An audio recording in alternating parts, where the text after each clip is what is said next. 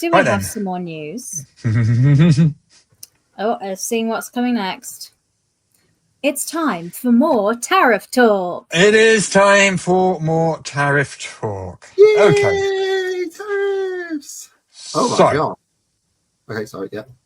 I just saw the streamer which said $80 to $200 tariff surcharge on packages. So, Yes. this isn't technically new. This is just something that hasn't been commented on.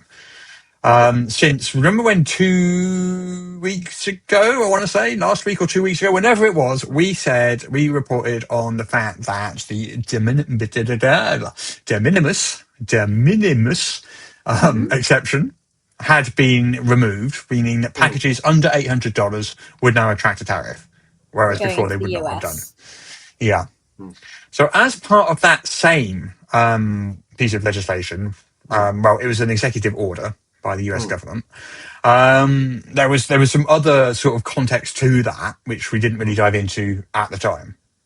Mainly because I didn't notice it, to be honest. The only reason I even did notice it was because I saw on social media a company, I don't remember who it was now, who posted, it was a UK-based company who posted that they would no longer be shipping any orders to the US because each order would now attract an minimum $80 surcharge.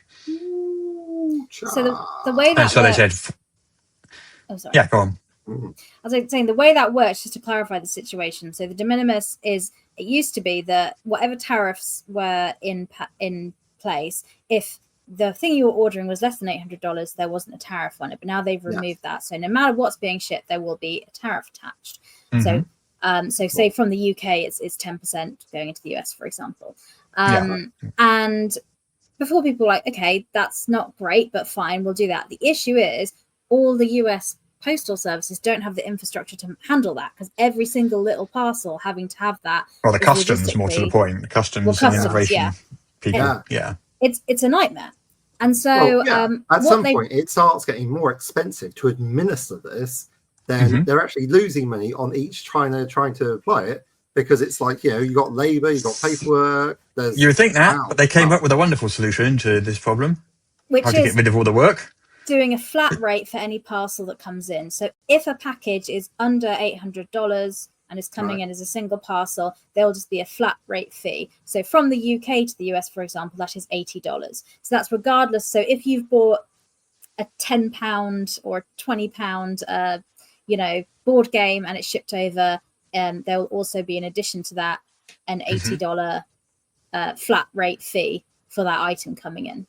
What? And it's because the administration of calculating what's the value of this thing that's being shipped, what terms does it come under, what tariff percentage, is just too complex to do. So it's just a flat fee. That is really complex, though, isn't it? Because basically they have to determine that it's worth less than $800 in order for this to apply. So they've got to they've got to determine the value of the package. So they're not getting out of doing that bit, otherwise this wouldn't work. They've got to determine what the origin country's tariff rate is, so that they know which of these flat rates to apply, which is $80, $160 or $200, depending on the tariff imposed on the country. So you've got those two pieces of information already.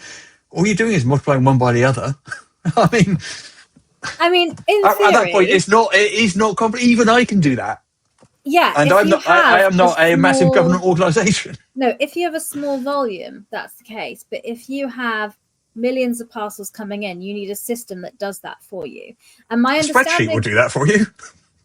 But is the spreadsheet made up, and is it integrated into systems they currently have? Because most systems will be, you get a parcel, you I get it. I do get it, Jess. I'm being silly.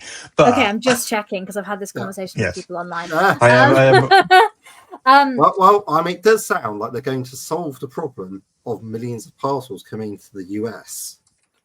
They're going to solve it, because who's going to pay $80 for a $20 board game? Yeah, it is aimed at those $7 t-shirts you're ordering from China and stuff like that, which you are now going to be paying sort of $200 for. Is that sort of thing is what it's aimed at.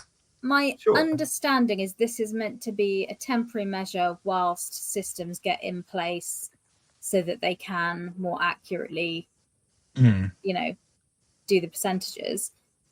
But it's coming into force at the end of August. So if you are in the US and ordering from a different country, be aware that these fees will apply to you.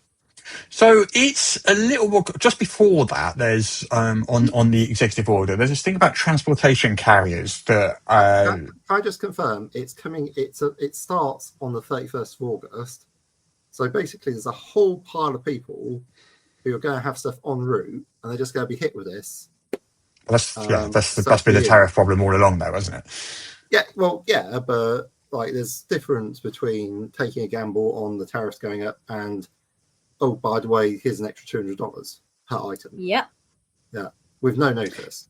Just irresponsible. Anyway, so tax US citizens. So anyway. So what they're saying is the transportation carriers must collect and remit these duties.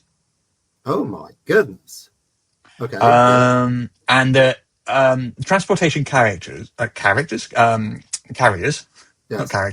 transportation carriers must collect the duties equal to the correct tariff value or this amount.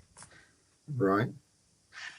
So what it's saying is that each transportation carrier must use the same methodology across all covered shipments in any given calendar month. Sorry, I'm just laughing because because they're making the tariff carriers. So it's like, it's bad enough if it's the US government having to do it, but they have a lot of money and a lot of warm bodies that they can bring in to do this, and they can just pay for it because it's the US government. They are known for having a bit of cash lying around, but just foisting this onto foisting this off onto logistics companies, shipping companies. It's like, wow, okay, sorry. With 2 weeks' notice, 2 weeks. Oh, brilliant! Well, I think it was a month's notice. In fairness, that makes all the difference.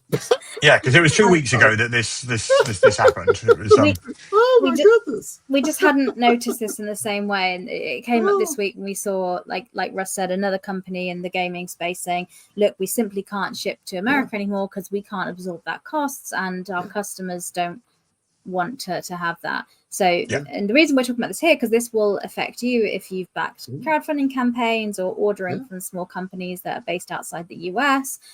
So bear that in mind.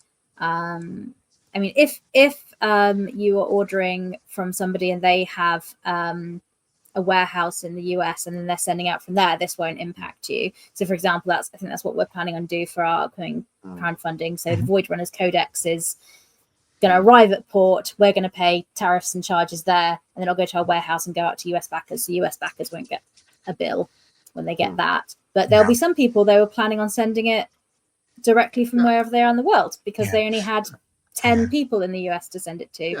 So I mean, the one sort of silver lining to this cloud, I suppose, is that the TTRPG industry is primarily, but not exclusively, books, and the tariffs do not, as yet, apply to books. So we are talking about games with non-book based components. Yeah.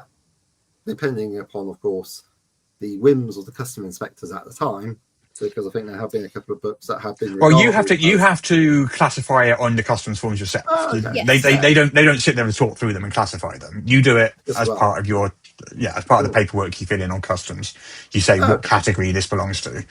It's just a question of if you were to lie, that's bad. And if you got caught, and you got caught,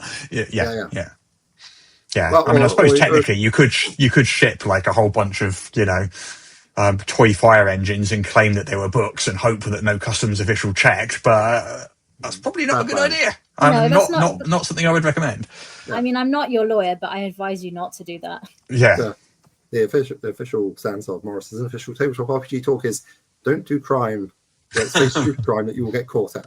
And if you do crime, don't tell anyone that we told you to do it. We didn't tell anyone to do a crime. We just told them not to do a crime. No, we didn't tell anyone to do a crime. And if you do, don't talk about it on the internet. Don't post your crime. Don't post about your crimes online. I mean, you'd think You'd think that would be pretty obvious, and yet. Yeah. Anyway.